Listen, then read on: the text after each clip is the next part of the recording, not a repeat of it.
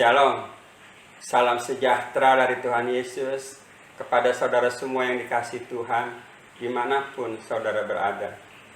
Saudara dikasihi Tuhan, hari ini isi firman akan membahas tentang tema manusia tidak menanggung dosa perbuatan Adam. Saudara, tema ini jarang diajarkan di gereja.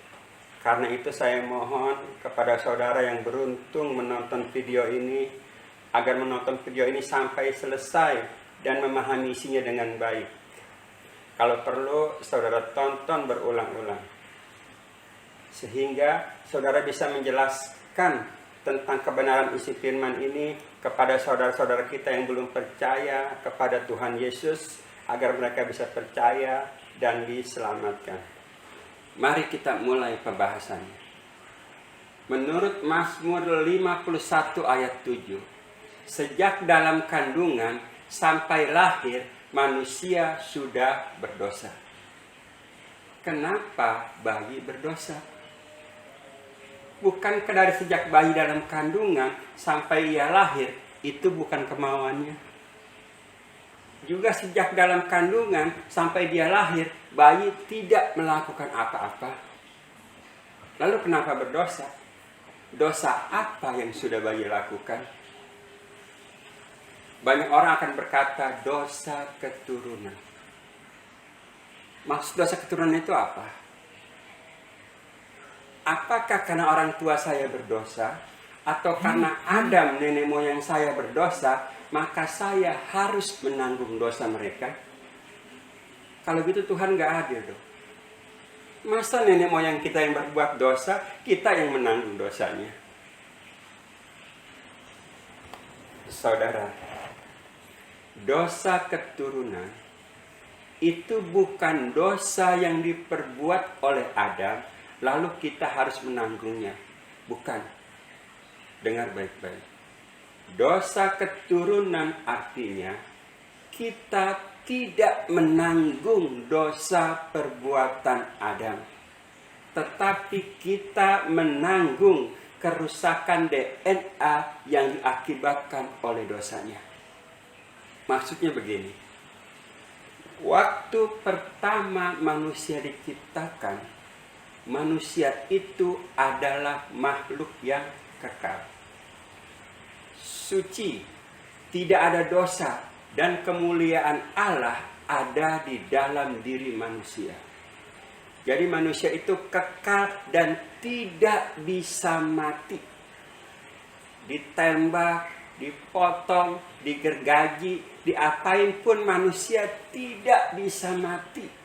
DNA-nya tidak bisa mati. Tetapi ketika manusia jatuh ke dalam dosa, yaitu memakan buah pohon pengetahuan yang baik dan yang jahat, Kejadian 2 ayat 17, maka kemuliaan Allah hilang dari dalam diri manusia. DNA manusia menjadi rusak, dan sejak saat itu manusia bisa mati. DNA-nya bisa mati. Ketika manusia belum berdosa, mereka belum punya keturunan. Manusia punya keturunan setelah berdosa. Oleh karena itu, keturunannya mewarisi DNA yang rusak atau yang sudah mati itu.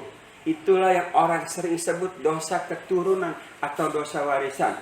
Sebetulnya itu bukan dosa, tetapi kerusakan DNA yang diakibatkan oleh dosa dan diturunkan secara turun-temurun.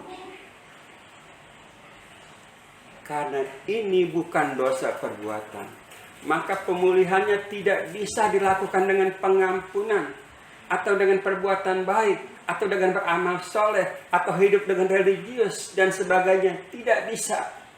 Cara perbaiki cuma satu, DNA-nya harus diganti.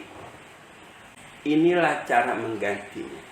Roma 10 ayat 9 mengaku bahwa Yesus adalah Tuhan dan percaya Dia adalah juru selamat. Apakah dengan mengaku Yesus sebagai Tuhan dan juru selamat, maka DNA yang rusak itu akan diganti? lalu kita bisa masuk surga. Gimana logikanya? Ini logikanya. Ketika manusia lahir ke dunia, DNA siapa yang dia bawa?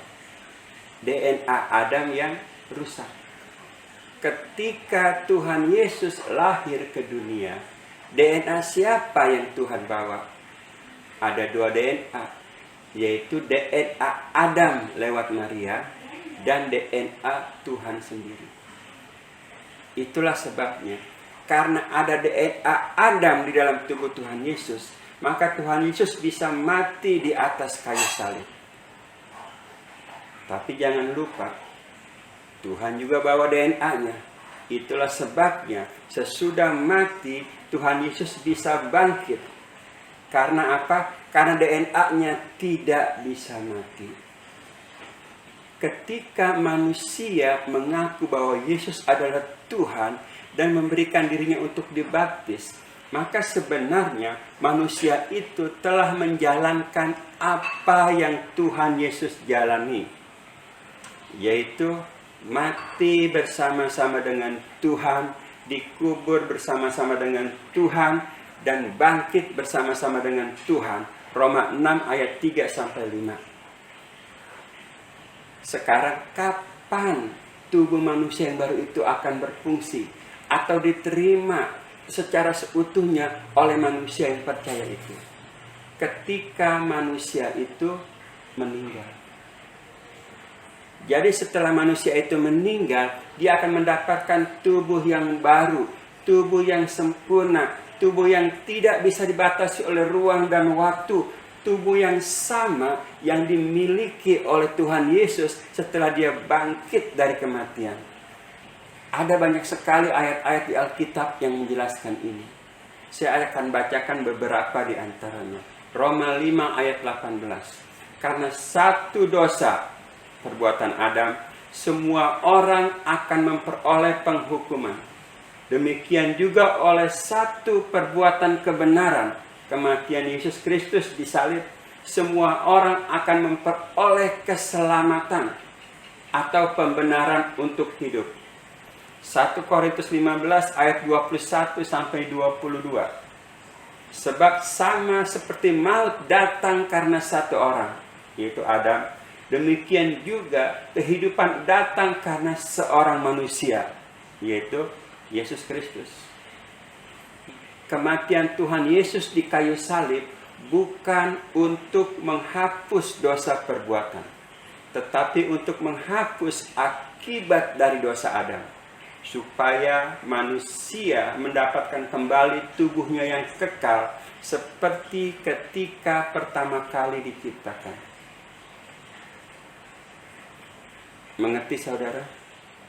Kalau engkau mengerti, saya menghimbau, marilah kita memberitakan kabar baik ini kepada saudara-saudara kita yang belum percaya kepada Tuhan Yesus, bahwa mereka tidak akan bisa ke sorga meskipun mereka telah berbuat baik dan beramal soleh, meskipun mereka telah hidup suci dan religius, tidak berbuat dosa sekalipun, mereka tetap tidak akan bisa ke sorga. Kenapa? Karena untuk masuk ke sorga, manusia membutuhkan tubuhnya yang kekal seperti tubuh yang pertama kali diciptakan. Dan tubuh itu hanya bisa didapatkan kembali kalau manusia itu mengaku percaya kepada Tuhan Yesus Kristus. Baru setelah dia mengaku percaya kepada Tuhan Yesus, dia mendapatkan tubuh yang baru. Dengan tubuh yang baru itulah baru segala perbuatan baiknya, segala amal solehnya, hidup religiusnya, semua itu bisa berguna di dalam tubuh yang baru itu. Kalau tidak bisa. Demikianlah saudara firman Tuhan untuk hari ini. Sampai jumpa di video berikutnya. Amin.